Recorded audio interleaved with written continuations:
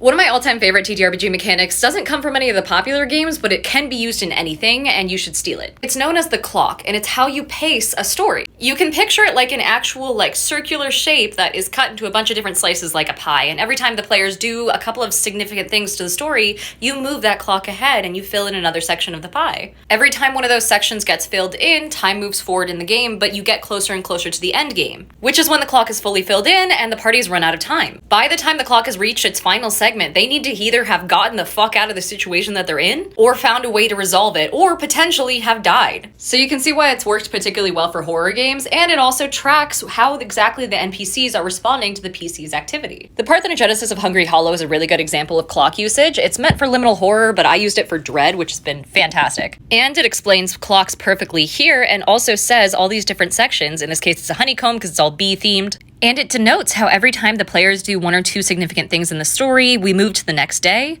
And each day, something new happens, all culminating in the final emergence of the BBEG. When you're GMing, it can be really easy to lose track of time in games, so it helps a lot with that. Plus, if a module gives you certain clock segments to work with off the bat as a framework, then that gives you a good chance to condense it in order to suit it for a one-shot or to expand it to make it better for a longer-term campaign. For example, when I tried to run this game as a one-shot, I didn't use individual days of the week, but instead I said this was morning of day 1, afternoon of day 1, night of day 1, morning day 2, afternoon day 2, and then the final fight. There's also an option to make it so that anytime the PCs do something massive to disrupt the big plan that's happening, then they earn back segments on the clock and they undo some potential bad thing that could have happened, and they buy themselves more time. It's particularly good for one-shots and horror games, but you should be using clocks when you can.